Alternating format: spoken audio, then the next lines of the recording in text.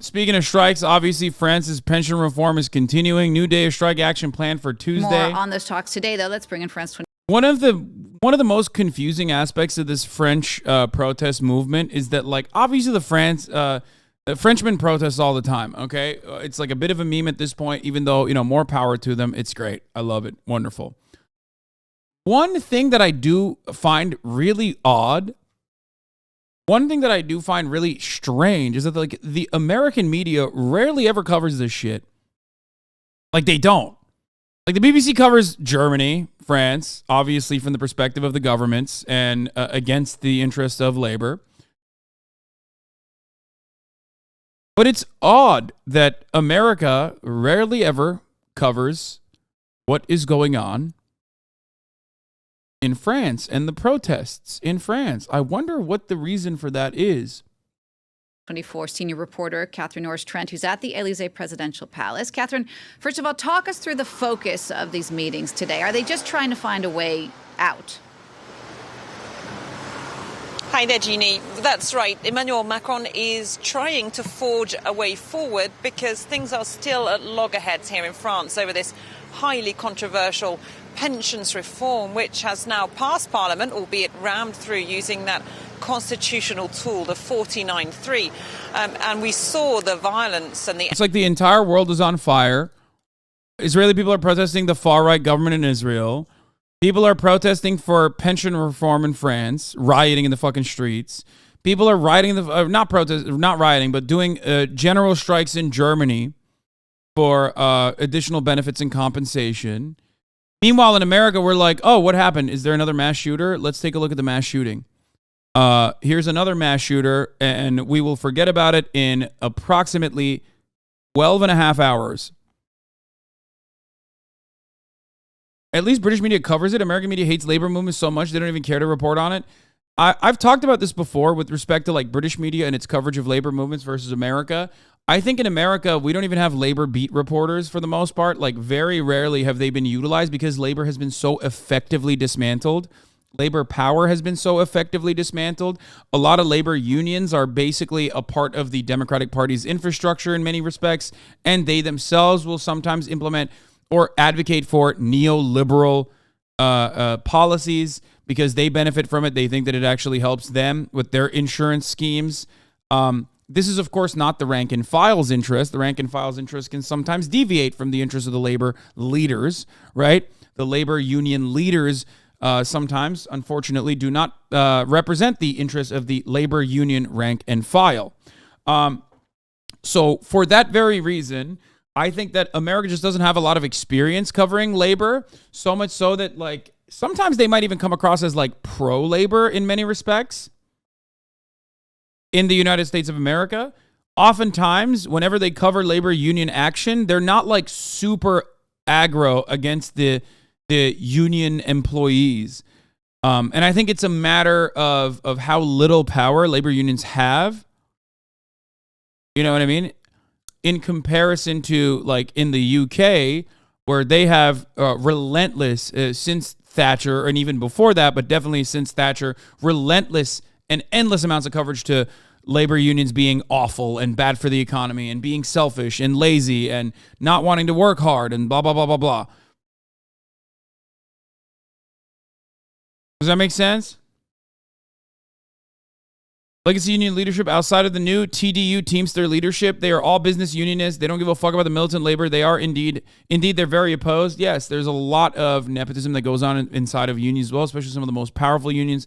I am of the mindset always, whenever people say, Hasan, unions are corrupt, what do you have to say to that? I always say, listen,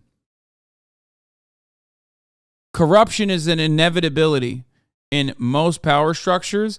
If that is the case, if that is a constant, I would rather have the corrupt entity, the corrupt body, at least in some ways, tangentially represent the interests of the many rather than the interests of the few. A corrupt union is still better than no union. A corrupt union is still better than a corrupt corporation. We personally understand that corporations are supposed to be corrupt. They can do whatever the fuck they want. That's their starting position. That's their starting formation. ultimately within unions, you also have some level of democratic power, right?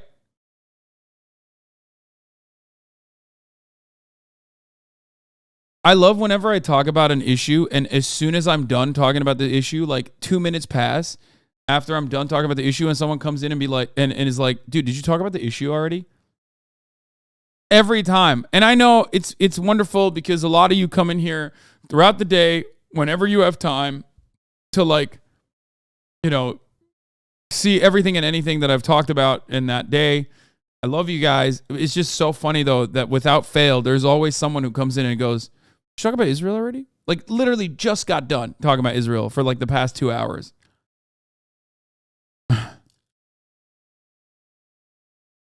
My favorite, of course, is when I'm talking about something, and while I'm in the process of talking about something, someone comes in and goes, "Are you talking about the French? Have you talked about the French pension reform?"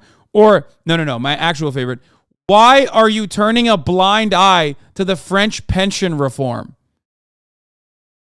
Like while it's on fucking screen. I do think about that one chatter that we banned the other day, Mernich. I wonder where he's at. He was saying that I had a what do you call it? I was turning a blind eye to Israel because it didn't suit my narrative. Bro, you need to log off? Yeah, well, he's a long-term chatter, so I wanted to see what his take is now. I know we banned him, but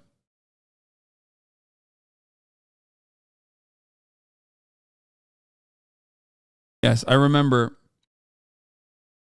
You are getting one guide through time now. You don't have to be condescending. Well, wait, what? Shut the fuck up. Wait, what? I wasn't being condescending.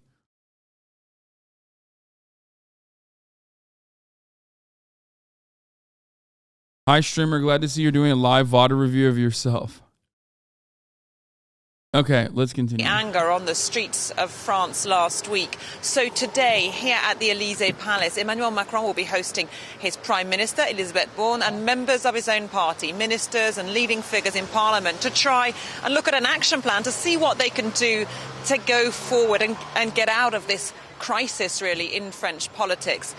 It's hard, though, to know what their action plan can do to appease France's trade unions and those protest movements who say that they do not intend on backing down. And Emmanuel Macron has signalled in the past that he doesn't want to back down on these pension plans to raise the retirement age from 62 to 64. Some are suggesting in the opposition that the plan should be put on hold for maybe 6 months or something to look at ways in which they could be watered down to try and bring people on board. But they're already going through a constitutional process.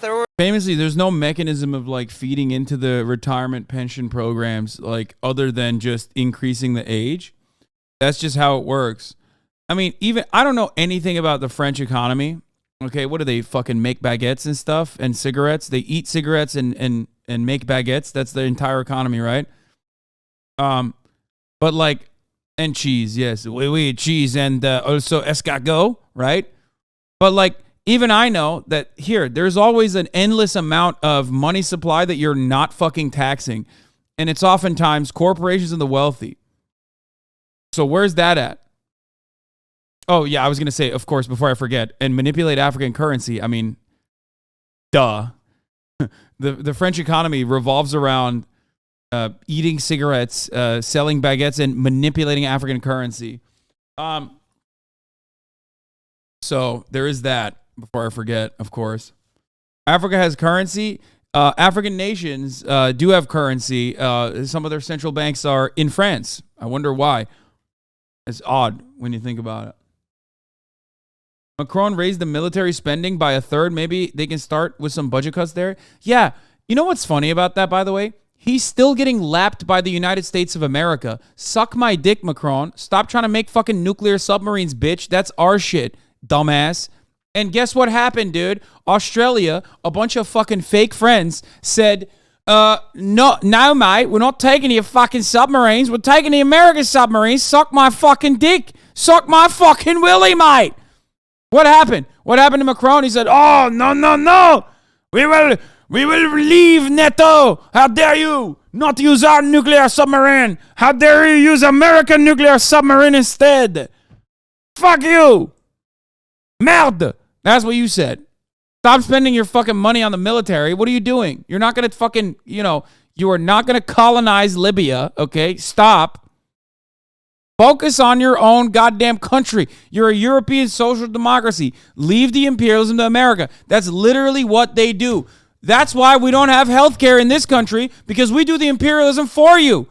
The entire purpose of living in a fucking European social democracy is like relegating the responsibility of empire to the United States of America, where all of us fat fucking pigs are dying here because we can't have social safety nets because we're spending all of our money on fucking destroying the global south.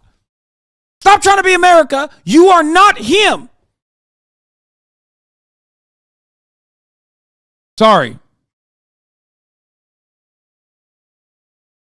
You're not that guy, pal.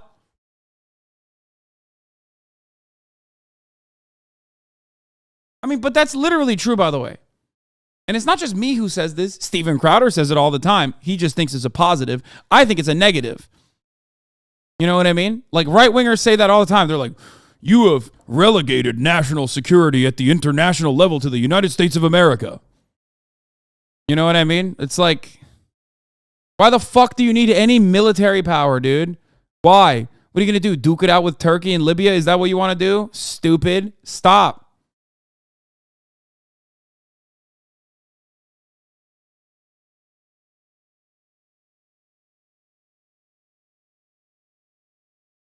Anyway.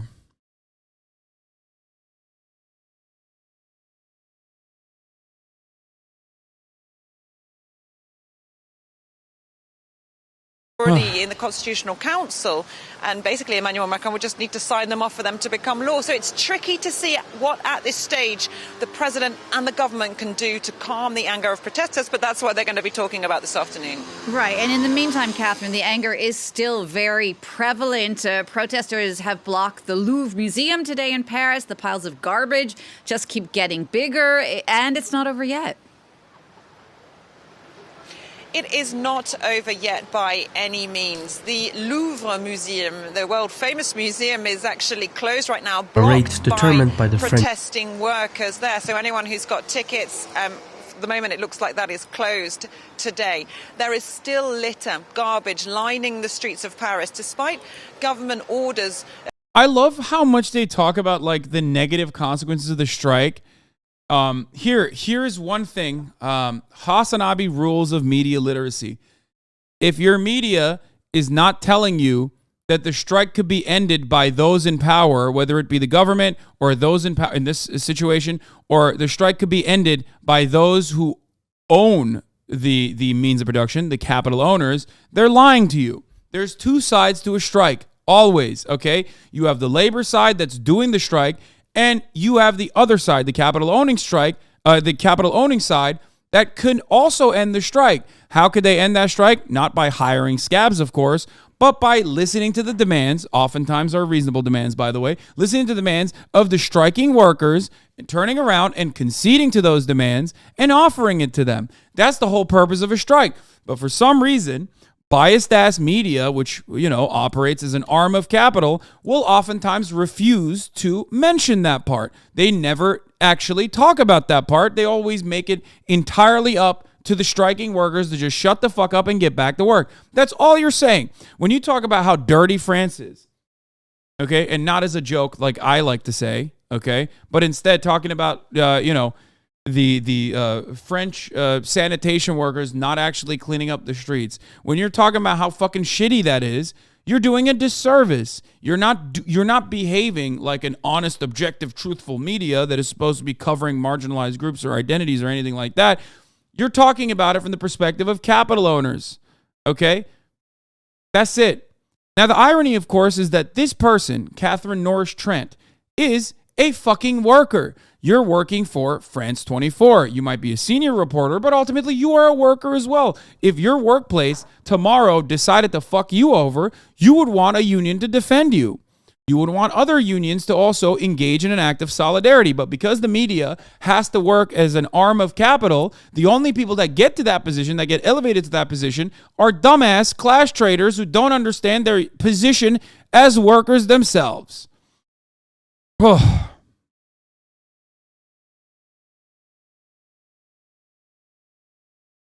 We've been conditioned to think that strikers are being lazy and greedy. Exactly. If you want to blame someone for the huge piles of trash, blame the government for literally just bouldering through and refusing to listen to the protesting French workers.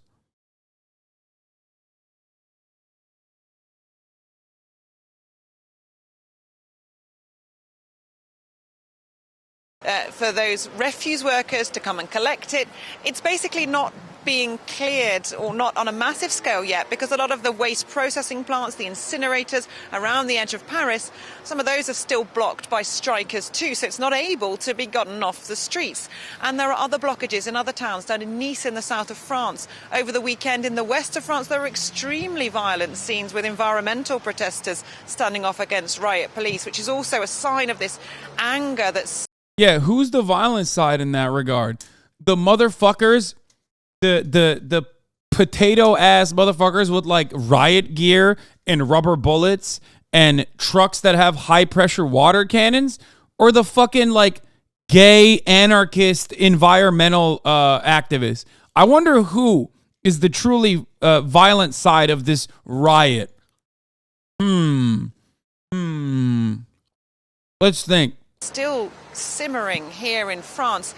And of course, tomorrow, the 28th of March, there's a 10th massive day of strikes and protests called across France. And everyone really is bracing for further violent scenes and confrontations there.